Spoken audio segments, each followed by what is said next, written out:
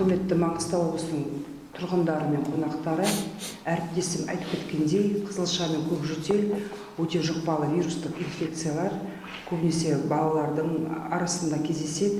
Қызылша мен көкжөтел ауа тамшыларымен беріледі және ауада және беттерде бірнеше сағат бойы сақталуы мүмкін.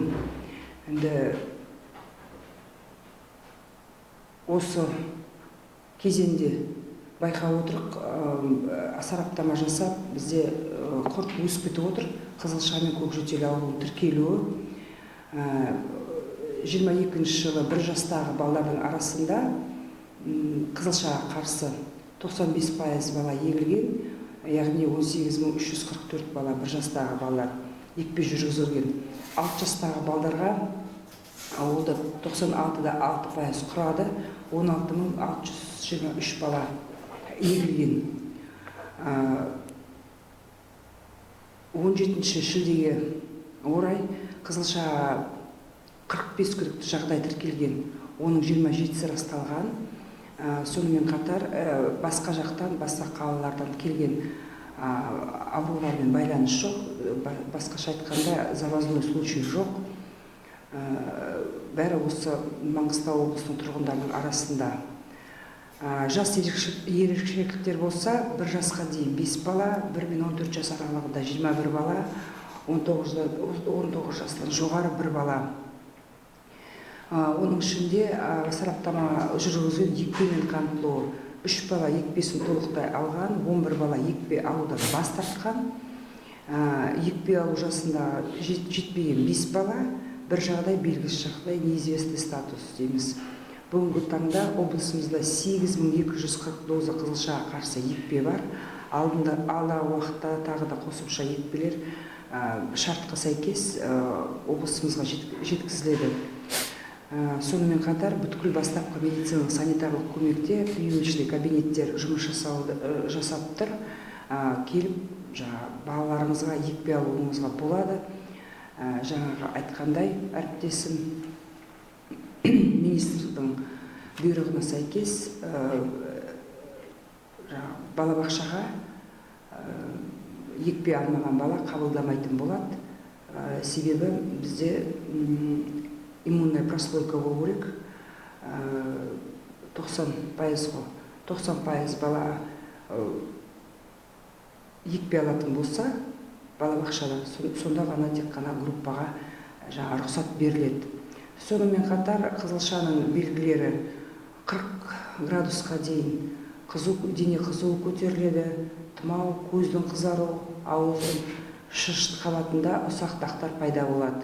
Көкжөтелдің белгілері қызуы ондай көп көтерілмейді, бірақ та балада ата-анасы байқайды, жөтел пайда болады. Жөтел пайда болғанда дәрі-дәрмекке кетпейді, бала булығып жөтеледі, әсіресе түндегі уақытта.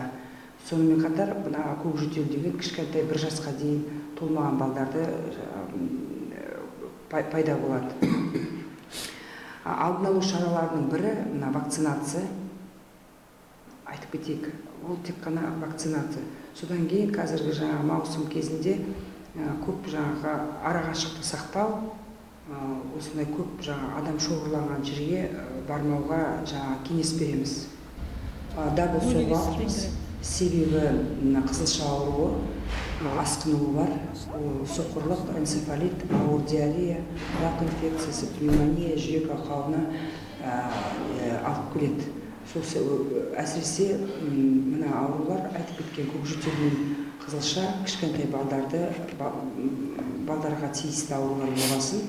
Енді міндетті ма, міндетті емес пе деп ата-аналар өздері жаңағыдай бір қаптасқан азаматтық позициясы болу керек деп ойлаймын. Баланың ар жағында баланың денсаулығы. Екінші жаңағы КПК қызылшаға қарсы вакцинаға жалпы көрсеткіштер бар, қарсы көрсеткіштер бар. Әрине оны дәрігер шешеді. Болмаса врачебно-контрольная комиссия дейміз, ККК шешеді. Вакцина компоненттеріне жоғары сезімталдық неомицин және жұмыртқа ақуызы болса, балдарға аллергия дейміз ғой, жалпақ тілмен айтқанда. Сондай жағдайлар болса, бала вакцинациядан босатылады. Қызулап тұрған жағдайда келсе, әрине вакцина салынбайды. Жүктілік және лактация кезінде лейкемия деген ауру, онкологические заболевания, ауыр дәрежедегі анемиясы болса, балада вакцина салынбайды. Бүйрек ақаулары болса, декомпенсация кезіндегі жүрек аурулары, то есть жүрек уже функциясы төмендеген жетіспеушілігі бар кезде, қатерлі ісіктер, айтып кеткендей, жасушалық иммунитеті төмен болса, бірақ та бұл жағдайлардың бәрі дәрігерлер кеңесімен дәлелденген болу керек. Вакцинаның алдында гамма-глобулиндерге қолдану немесе қан трансфузиясы болса, осы жағдайдың бәрін дәрігер зерттеп қарап тек қана рұқсат береді. Бірақ та тағы да айтып кетейін дегенім, енді ар жағында баланың денсаулығы тұр. Сол себептен ауру бар, ауруға көз жұмамай отырмыз. Сол себептен баршаңызды вакцинаны алуға кеңес беремін, және вакцина алуға шақырамын. Жұқпалы аурулардың, оның ішінде қызылша мен көкжүтел, тек қана бір жолы бар, вакцинация, айтып кеттік. Бір. Екіншіден, қандай дәрімен емделетін, оны енді дәрігерлер сіз жазсаңыз, протокол бар, сосын дәрігерлер, инфекционист дейміз ғой, или педиатр, нағыз жаңағы науқаспен жұмыс жасайтын дәрігерлер жауап беретін шығар.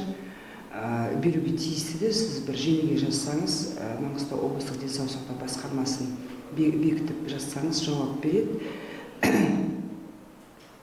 Оны алдын ала ешқандай емдемейді, ондай мен естіген жоқпын. Өзім дәрігер инфекционист болсам да, ар жағында. Оның алдын алу жолы тек қана вакцинация. Дәрі-дәрмек, ондай біздің бұйрықтарда, денсаулық сақтау министрлігінің бұйрығында тегін берсін деген бұйрықта жазылмаған. Соңғы кезде осы 6-7 жылдың ішінде бір осындай пайда болды, ата-аналардың ортасында балдарды вакцинаға қарсы ойларынша қарсы қолхат жазып береді, нотариус арқылы жазып береді. Бірақ та вакцинация егу бұл уже неше жылдан бері келетқан дүние. Сол ата-аналар қазір қарсылық білдіріп жүрген. Олар өздері кезінде егілген осы вакциналарға, осы ауруларға қарсы егілген. Көргеде, көкжүтелге, қызылшаға да, көкжүтелге. Соның арқасында ауырмай жүр. Сол себепте енді біздің кодексінде жазылған ата-ана деген өзінің балдарының денсаулығына жауапты, солидарная ответственность дейміз. Ол енді бар. Екінші, біздің өзіміздің міндетіміз сіздерге осыны айту. Вакцинация шақыру, балдардың денсаулығын қорғау дегендей.